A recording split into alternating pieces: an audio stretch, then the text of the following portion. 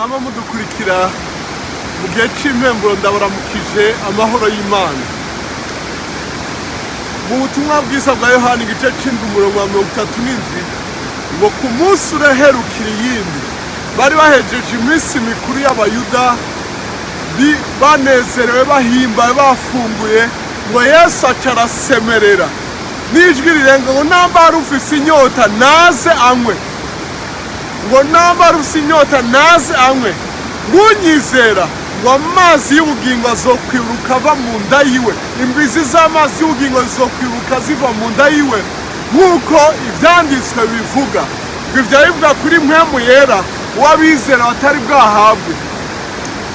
Bakundwa muriko muradukurikira, ndiko ndagenda iruhande y'iri sumo ry'amazi ahitwa Turner Falls muri Oklahoma mu gisagara ca Davis.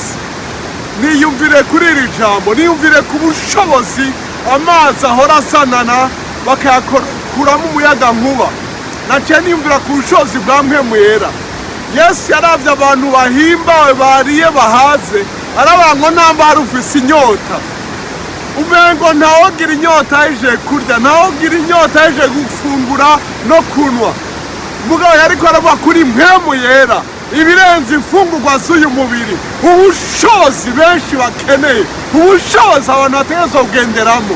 Reka ndakubarire uko uriko urarabira isumo, iyi shite, iyi fall, ubona ubushobozi bwa mpwemu yera. Kikiraro mpagazeko ngo cubatswe mu 41 mu 1941 ngo gisubira kunagurwa mu 1994.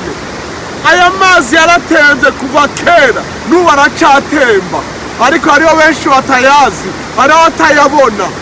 Ariko reka ndakubarire, hari ubushobozi bwa mpwemu yera benshi batazi, bagendera mu bushobozi bw'umubiri, mu bushobozi bwa kameremere, mu bushobozi bwo kwifuza, mu bushobozi bw'inzoga, bw'ibiyayuramutwe, bw'ibitugirira nabi, mu manyama, mu gahahazo n'ibindi. Reka ndakora hari ubushobozi bwa mpwemu yera. Ubwo Yesu yavuze ngo abamwizera bw'imbizi z'amazi.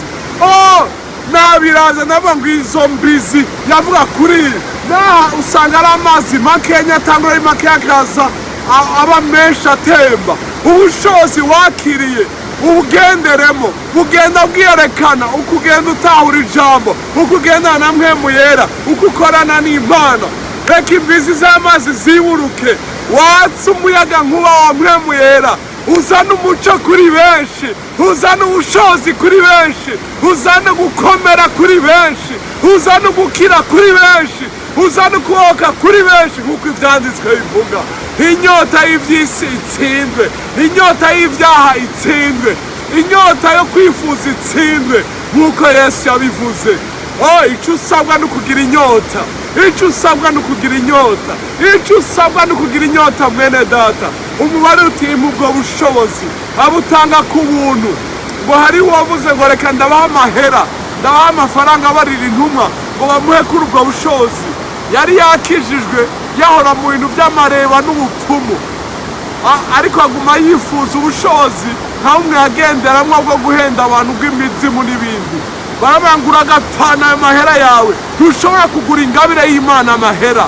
Ibi rero ndiko ndakubarira urabihabwa ku buntu. Uvuga ubutumwa bwiza, ugendere mu nkomezi. Imana ibahezagire, Imana ibashoboze kugendera mu bushobozi bwa mpwemu yera, mukora ibitangaza n'utwumiza bimwe bihesha icyubahiro izina ry'Imana kandi bikazanira impore n'impemburo benshi. Imana ibahezagire, murakoze kudukurikira, murakagira amahoro.